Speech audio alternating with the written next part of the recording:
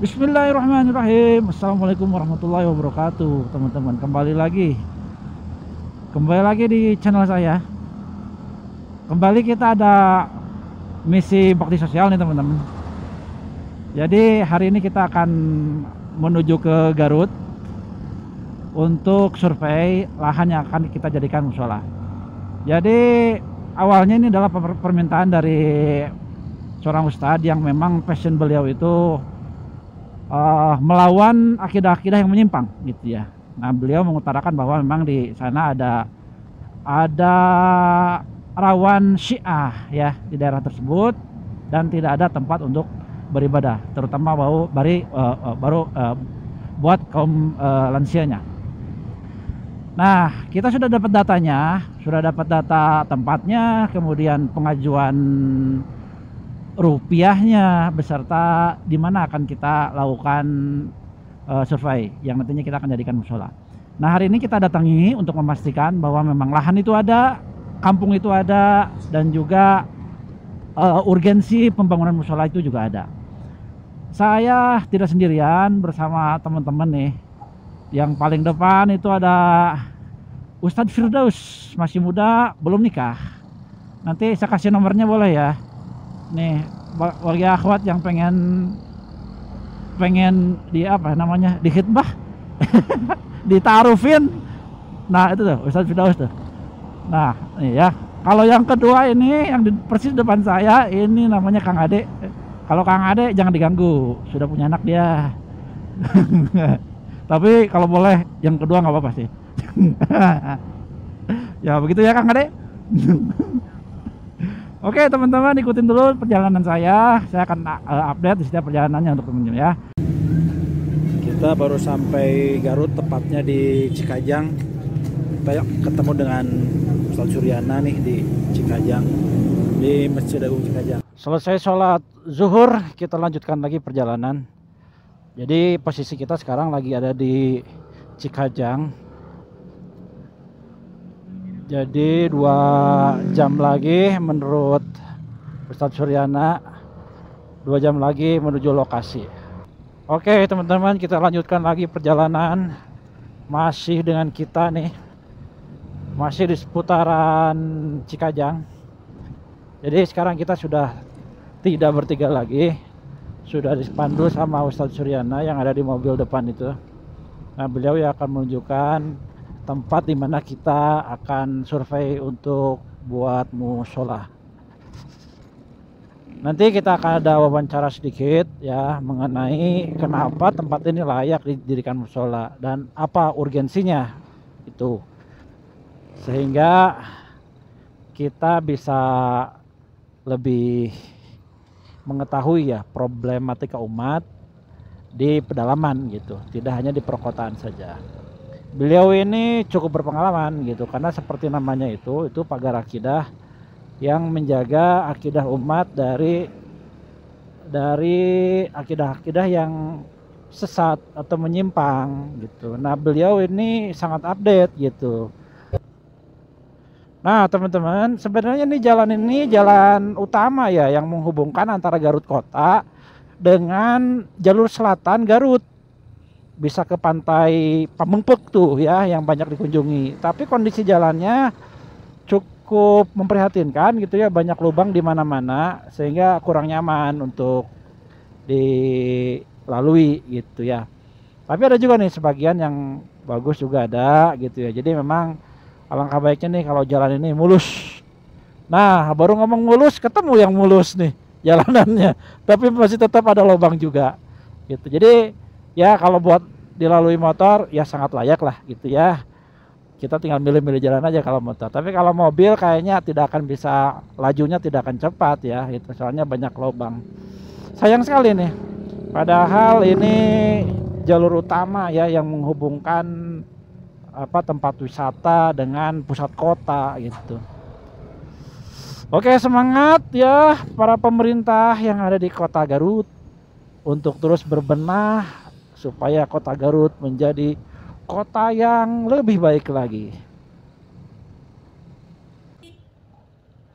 Oke, jadi Oh, oke. Jadi teman-teman, ini jalannya ya. Kalau ke kanan itu arahnya ke Pamengpeuk gitu ya. Nah, ini kita jalannya jalan menuju sini ya, gitu. Jadi bukan arah yang ke kanan, tapi menuju ke apa nih? Ke pegunungan nih, ke perkampungan. Ya, jadi tadi udah lewat sedikit mana tuh? Ya, dari perjalanan tadi ke arah pertigaan ini sebenarnya sudah deket. Nah, tinggal lihat saja, jangan belok ke kanan atau mengikuti jalan yang arah ke Pamengpeuk, tapi kita lurus nih ke arah jalanan pegunungan begini nih. Jalannya cukup mulus, tapi sempit kalau untuk dilalui 2 mobil. Ya tipikal jalan-jalan di desa lah ya. Nah, Masya Allah nih teman-teman ya. Lihatin pemandangannya. Kalau buat kita orang kota, melihat pemandangan begini tuh indah ya gitu. Bagus gitu karena jarang lihat ya kita mah. Gitu. Nah, tapi bagi orang seputar sini mah ya memang sudah hal yang biasa. Mereka akan terkagum-kagum dengan gedung-gedung yang tinggi gitu. Jadi kebalikannya. Iya, tuh lihat ya teman-teman ya, lihat ke kanan. Wah, keren kan? Mantap tuh. Masih bersama sohib-sohib saya ini. Ada Kang Ade di sini pakai pulsar. Ada Kang Daus, Kang Firdaus pulsar juga. Kang Firdaus juga tuh yang di depan. Pakai pulsar juga. Dua-duanya pakai pulsar. Saya nih pakai Nmax. Setia dengan motor matic. Kagak ganti-ganti. Masya Allah nih ya. Kelihatan ini ya. Betah gitu. Udaranya seger. Adem. Pemandangannya enak dilihat di mata. Memanjakan mata.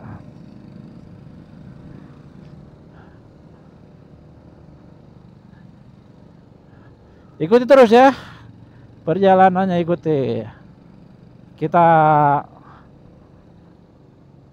ambil gambar-gambar yang bagus. Lihat teman-teman, keren bukan? Pemandangannya Masya Allah luar biasa. Di Garut ini ya, bukan di Swiss. Di Garut ya.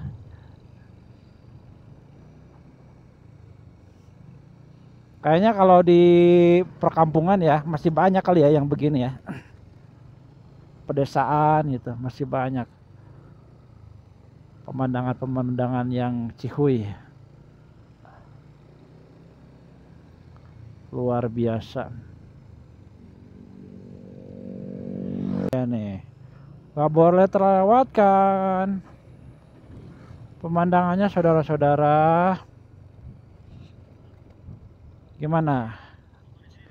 Keren gak? Keren dong, mestinya dong. No, look. Aduh, di sini nih betul ini kalau mau moto di sini. Ntar ya kita foto di situ ya. Sepanjang jalan tadi kita nggak nemu perumahan nih. Baru kali ini nih. Nih ada rumah baru. Jadi kira-kira berapa menit ya? 15 menit lah gitu kita nggak nemu, perbukitan terus. Nah sekarang sudah mulai ada perkampungan ya. Tapi hanya sedikit rumah-rumahnya. Kembali lagi dengan perbukitannya. Oke teman-teman. Nah. Oh iya ya. Ini mah bukan jalanan jelek ya, tapi emang bekas longsor ya. Longsoran ya.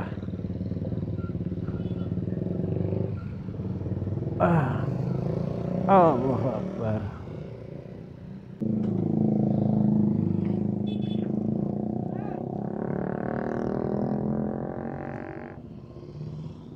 Oke teman-teman, inilah jalan menuju ke lokasi. Ada sungai yang kelihatannya jernih nih. Keren ya. Rasanya mau berenang nih.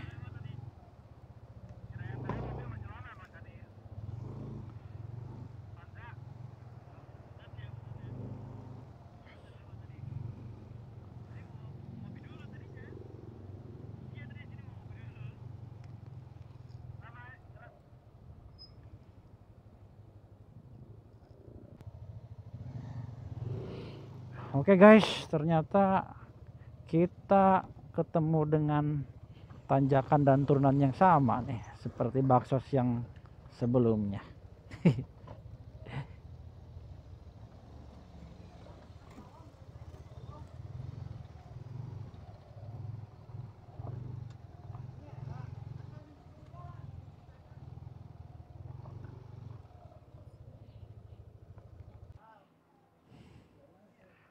Alhamdulillahirrahmanirrahim, sudah sampai di lokasi tempat kita baksos, tapi ini baru tempat parkirnya motor. Kita akan selanjutnya ke tempat yang memang direncanakan untuk pembangunan musola. Oke guys.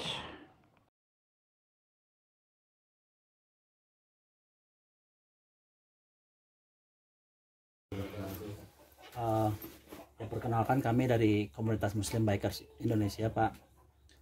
Jadi kami bukan yang punya uang, gitu ya. Kami bukan pendonor, tapi kami hanya komunitas saja, Pak.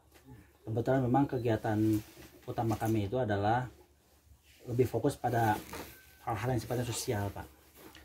Jadi termasuk ya pembangunan musola, atau ada ya sosial tapi berhubungan dengan keagamaan biasanya, begitu ya. Nah, ini salah satunya emang concern kita di masalah fasilitas peribadatan, gitu ya. Yang menurut kita emang kalau ada yang perlu dibantu, kita bantu, gitu, Pak.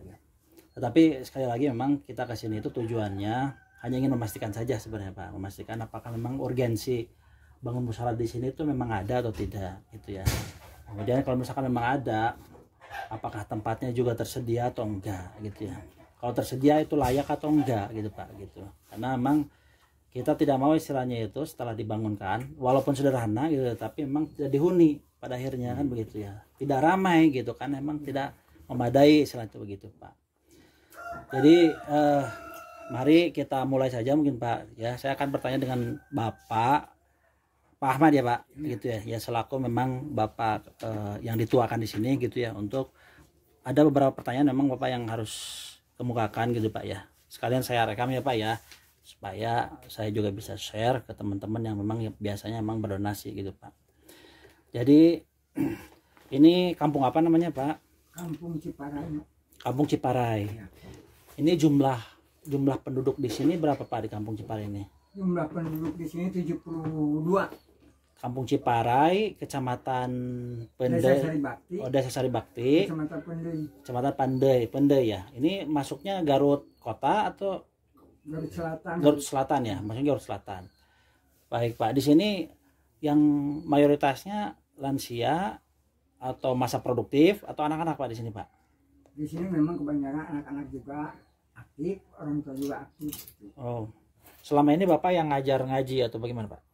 Selama kadang-kadang gitu, kadang-kadang bisa ngajar, kadang-kadang ada gantian gitu. Yang jadi banyak nggak selamanya gitu. Ya, yang banyak aktif untuk ini, Pak, untuk ngaji gitu, usia berapa di sini, Pak? Dari mulai usia dini sampai umur 18 tahun SMP juga datang ke sini gitu, bisa ngaji di sini gitu. Di mana, Pak, tempatnya? Di sini aja. Di sini, tempatnya di sini yang dipakai buat ngaji, gitu ya. Nah, Bapak sekarang memang kebutuhannya membangun musola, gitu, Pak? Cita-cita tujuan kalau di sini karena tempat yang sangat padat gitu, ingin membuat musola untuk tempat pengajian dan tempat sholat di sana. Kalau di sini mana lagi pengajian, mana lagi sholat, mana lagi makanan itu. Selama ini sholat berjamaahnya di mana, Pak? Selama ini kalau berjamaah kadang-kadang ke atas ke sana. Oh, ada musola di sana? Ada masjid itu bukan musola, itu masjid DKM. Mas Jo. Iya. Jauh lumayan. Berapa kilo, Pak, dari sini, Pak? Oh, kalau kiloan mah enggak, Pak. Enggak ya? Berapa meter itu, Pak? Tapi kalau hujan mah enggak bisa jalan. Oh, kalau hujan bisa jalan? Enggak. Licin itunya, apa? Tempatnya Oh, licin gitu. Ya. Jadi kalau Jadi hujan medannya sangat susah seperti inilah, seperti tadi seperti kita tadi yang dilewati jalan. ya? Nah, medannya susah. Jadi kalau misalkan hujan memang udah nggak bisa ya, udah nggak bisa. ke sana gitu ya. Ya riskan lah, riskan tergelincir kan karena licin gitu kan. Nah selain permasalahan itu ada permasalahan lainnya Pak? Selain Bapak ini jauh dari masjid yang ada gitu ya. Nah, ada permasalahan lagi Pak, kenapa musola ini perlu didirikan gitu? Tidak ada permasalahan lagi, cuman ketua DKM udah bilang Pak, kalau di sini udah satu RT, yang satu RT itu harus bikin musola, cuman dananya nggak ada.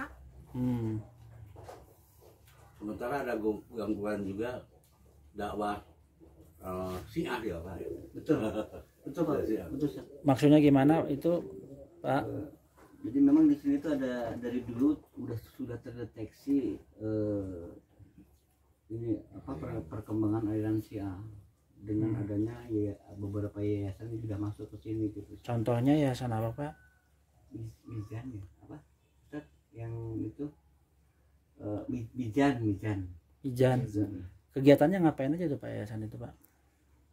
Kita sih belum menyelami secara dalam Pak ya, karena kebetulan kapasitas saya dulu itu memang jarang di sini. Saya kan di kota, cuman kebetulan kan mantan istri kan di sini. Jadi ketika saya masuk itu sudah apa ya, ada saya kan sering baca literatur ya kan, aliran-aliran Syiah itu kan ininya apa aja gitu kan. Salah satunya yaitu yang sudah masuk ke sini gitu. Oh Bapak membuktikan sendiri gitu bahwa itu kami riskan gitu. Jadi terindikasi lah. Terindikasi. Iya. Bapak pernah lihat sendiri cara beribadah mereka gitu. Dengan spanduk, kemudian menyebarkan buku-buku terbitannya gitu kan. Ada warga yang sudah terindikasi memang Kita belum bisa mendeteksi ke sana. Oh, jadi ini yayasan ini dari mana Pak? Jakarta. Oh, didirikannya di sini. Bukan dari Jakarta. Jadi Oh, itu cuman ini aja, embrionya aja gitu. Oh gitu. Jadi mempengaruhi orang-orang sini gitu. Gitu. Ya, emang bukan di daerah sini aja ya, untuk daerah Garut juga. Bahkan kemarin saya sempat konsultasi dengan Ustadz terkait dengan kesesatan itu, apakah sudah ada dari putusan dari pengadilan. Memang saat ini Syiah sudah berani terang-terangan untuk di Garut. Karena salah satu dari mantan ketua HNI, ya nggak bisa saya berikan namanya ya, itu juga dia militan. Contohnya yang realnya bagaimana Pak? Yang terang-terangan itu mengajak untuk masuk ke Syiah gitu. Iya, dia berdakwah secara langsung, bahkan di kalangan kami sebagai orang sama-sama orang pergerakan gitu. Oh gitu. Jadi sudah berani terang-terangan dia. Kenapa Syiah berbahaya Pak? Itu kan sudah jelas. Jadi pertama penghinaan terhadap sahabat-sahabat Nabi yang lain gitu kan. Dia terlalu mengkulturkan Sayyidina Ali gitu kan. Itu yang kami khawatirkan, dan memang itu bisa merusak akidah gitu kan. Di samping Ahmadiyah yang memang udahnya terang-terangan dia menghina Rasulullah SAW. Mas Jo ini ketua Pagar Akidah Kabupaten Garut. Nah, sementara Pagar Akidah itu adalah bagaimana memagari akidah umat dari pemurdalan dan aliran sesat. Aliran sesat di Indonesia itu 302 aliran-aliran yang mengaku Islam, tetapi faktanya ajarannya menyelisih daripada ajaran Islam. Syiah itu adalah aliran sesat yang paling tua. Gitu. Syi'i itu artinya aliran lain gitu ya. Syiah. Gitu. Selain daripada ajaran Islam gitu waktu itu. Dan akhirnya mengembang. Qurannya juga beda. Quran Syiah itu 17.000 ayat. Itu 17.000 ayat. Kalau kita kan tidak seperti itu. Lalu yang kedua itu jadi beda. Di Qurannya saja sudah beda. Quran sudah beda. Yang kedua juga ada apa itu, nikah yang mut'ah ya. Jadi kalau ada misalnya pimpinannya dari Bandung atau dari Jakarta ke tempat ini, terus di sini sudah ada komunitas Syiah. Misalnya harus ada 1 minggu, dia harus menyiapkan perempuan untuk dinikah mut'ah selama 1 minggu. Setelah itu cerai lagi. Jadi perjilangan sebetulnya. Nah, nanti dan banyak lagi kesesatan Syiah yang sangat bahaya untuk masyarakat Muslim. Syiah itu mengaku Islam, tetapi sebenarnya penyimbangannya luar biasa. Kalau dibuka luar biasa. Barangkali seperti itu. Jadi ini tugas Garda Garut mengungkap ini, dan kebetulan gitu di daerah sini itu juga terdeteksi atau itu. Maka sebelum itu terjadi, sebelum Syiah itu menancapkan benderanya di sini, maka bagaimana juga diatasi gitu. Ya. Apalagi sekarang kan untuk di Garut sendiri itu kan perkembangan Syiah itu merangkul budaya. Jadi ada sebuah padepokan atau perguruan silat yang namanya Gagak Lumajang. Itu pusatnya di Cikajang. Sedangkan kan jangkauan Pendei, Singajaya, Banjarwangi kan pusat kotanya bisa di ini kan di Cikajang gitu. Itu juga salah satu perlu yang kita antisipasi. Karena untuk mengkamuflase penyebaran Syiah itu sendiri, mereka bergerak di padepokan itu, Gagak Lumajang itu namanya. Kami sudah mendeteksi dan sudah ada data-data yang sudah benar-benar mereka menyebarkan Syiah. Salah satu cirinya itu dengan bangga mereka memakai baju Ali Singa Allah gitu kan, itu kan indikatornya seperti itu. Pencegahannya gimana tadi Pak? Ya mungkin kalau pencegahannya secara langsung sih kita nggak bisa melakukan perlawanan, karena memang namanya kamuflase budaya itu sudah susah untuk dari segi undang-undang mereka dilindungi, bahkan di Kesbangpol pun sudah terdaftar. Orang-orang Kesbangpol sendiri tahu bahwa Gagak Lumajang itu adalah komunitas Syiah, cuman mereka nggak bisa apa-apa karena mereka sudah berdasarkan undang-undang dari perizinan segala macam sudah ada. Ya, mungkin kita berupaya semaksimal mungkin lah untuk mengcounter mereka itu dengan beberapa tindakan-tindakan yang katakan bisa menghandle gitu secara dini gitu. Sudah ada gambaran Pak, kalau musola nanti dibangun, katakanlah berandai-andai saja dulu ya, kalau misalkan memang musola itu nanti dibangun, kegiatannya akan apa Pak di musola ini untuk mencegah Syiah ini berkembang di kampung ini Pak? Kegiatannya Pak itu ada pengajian dari mulai usia dini sampai tingkat SMA gitu, supaya menyegah orang tersebut itu. Bapak akan pahamkan anak-anak dan warga di sini bahwa Syiah itu berbahaya gitu Pak ya. Baik kalau begitu. Sekarang kita fokus di musolanya Pak. Yang sekarang tersedia itu lahan yang akan diwakafkan tuh punya Pak Ahmad. Ya. Berapa ukurannya Pak? Itu 5,5 ke 8 meter. 5,5 kali 8 meter. Yang akan digunakan buat musolanya ukuran berapa Pak? Yang semuanya? Musolanya cuma 5,5 kali 5,5 Pak. 5,5. Itu untuk ukuran jamaahnya akan masuk berapa orang Pak dengan ukuran 5 kali 5 itu? Jamaahnya mungkin se-RT ini Pak. Se-RT bisa masuk semua? Jamaah. Ya, RT-nya juga sudah tahu. Oh gitu ya? Nah, malah udah disuruh ke sini. RT-nya. 5 kali 5 berarti 25 meter Pak? 25 meter. 25 meter segede gini ya? Ada nggak segede gini? Agak lebih dari ini, dari ruangan ini. Lebih gede dari ini? 4 nih. Iya, 3 keluar. 3.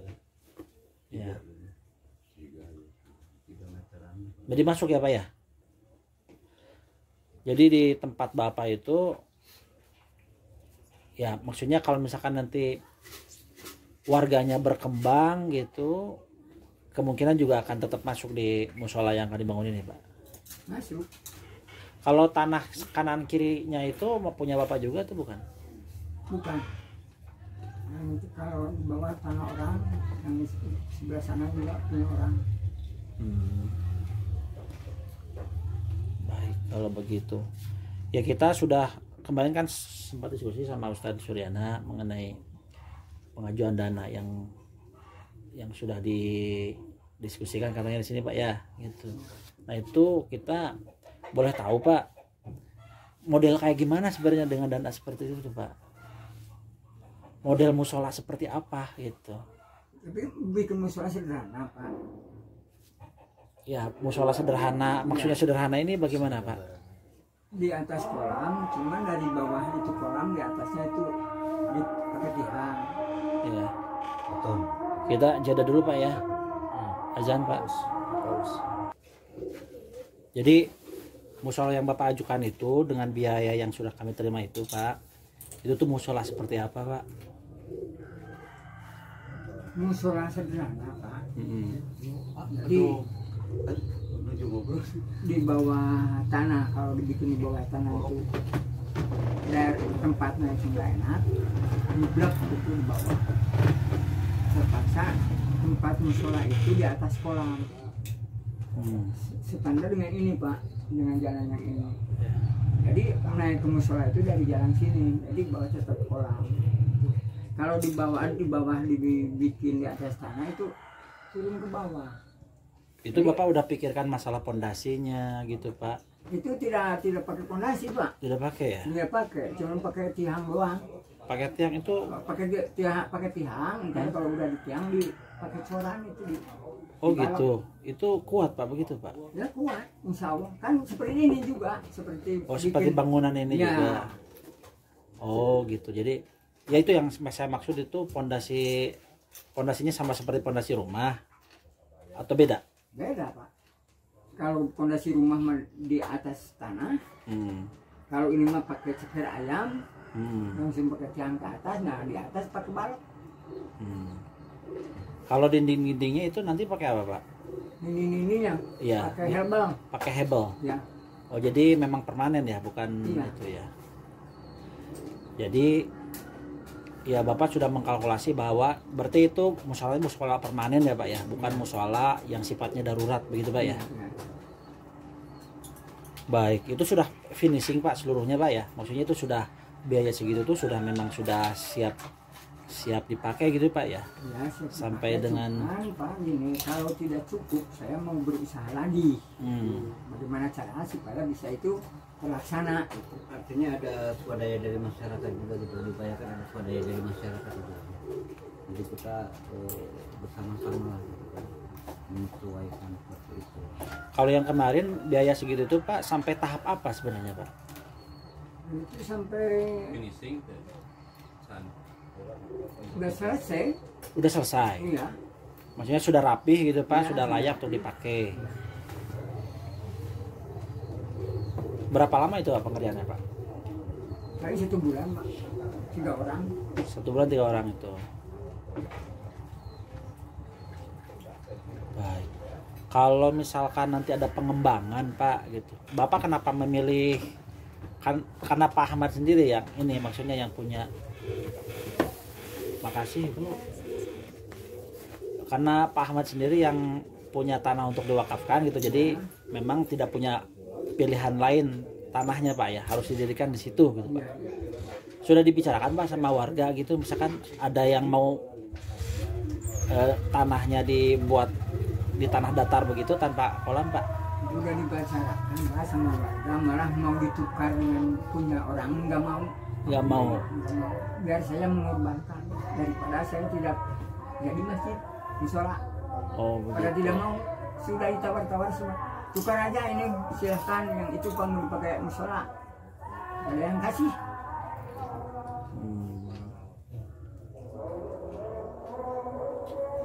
Tadinya kamu di sini, cuma kalau di sini kan dilihat sama bapak kalau ada kamu dari luar. Kalau diletakkan di atas tanah, mau di sini. Cuma ini hanya 3 meter ke 8 meter. Yang jalan ke sana buntu. Iya. Baik Pak. Jadi ya sekali lagi kita akan diskusikan Pak ya. Ya. Masalah biaya kan sudah kita terima.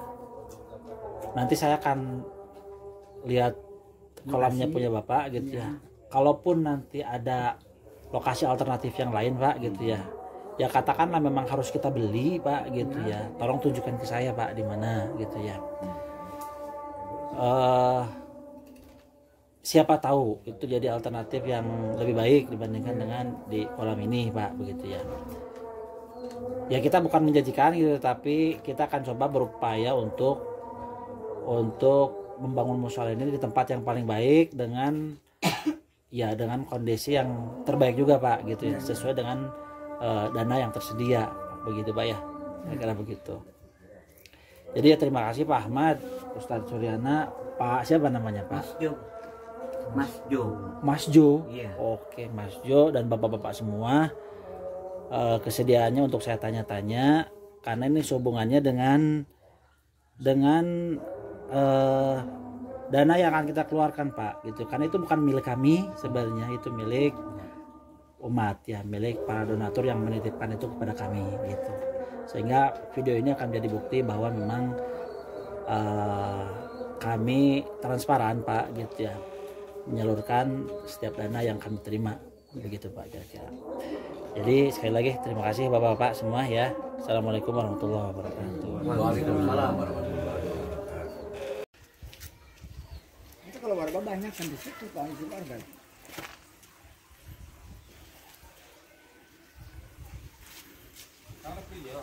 Iya gitu. Jadi ini tanah yang mau diwakafkan untuk bikin musola.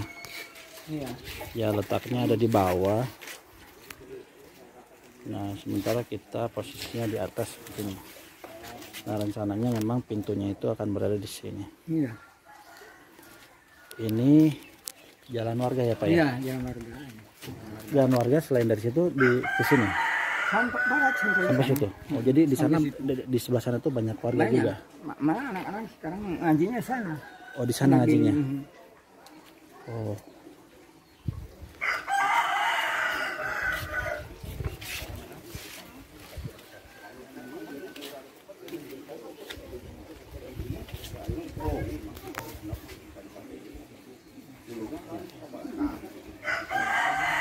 Akses dari sana itu akses jalan raya. Jadi warga sini itu melalui jalan ini nih. Nah, kemudian ketemu tanah ini yang mau Pak Ahmad wakafkan untuk bikin musola.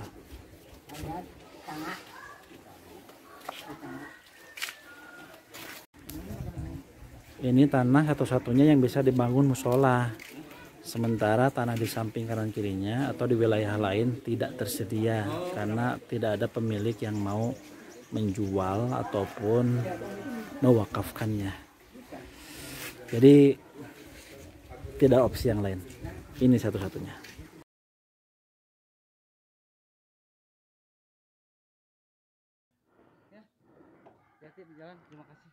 Iya. Pak Ahmad ya. Terima kasih banyak jamuannya Pak. Iya Pak, kita pamit Pak ya. Yuk.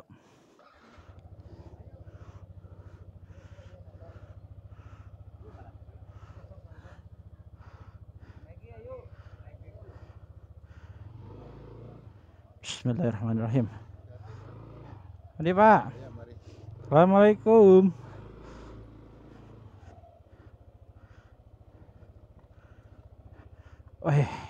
Ternyata turunnya lebih mengerikan dibandingkan dengan naiknya.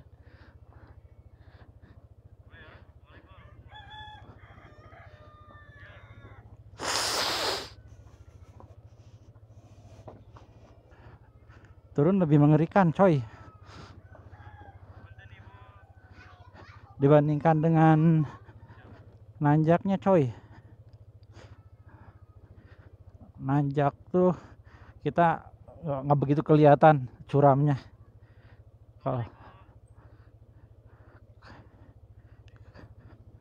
Kalau turun kelihatan banget.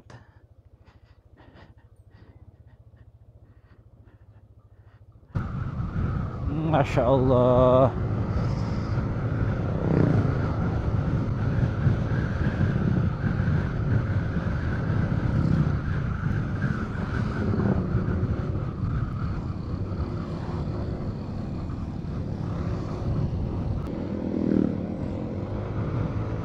Oke, ya teman-teman, terima kasih ya Kang Ade ya.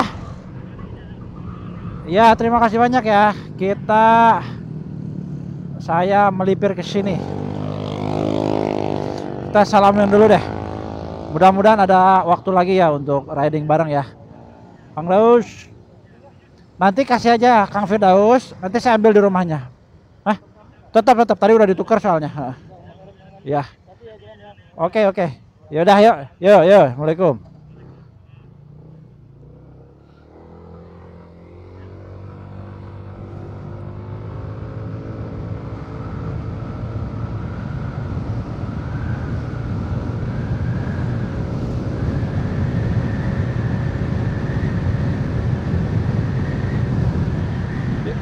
Ya oke, hati-hati di jalan ya. Nah kita udah mulai kepisah jauh. Udah berabak-berabak.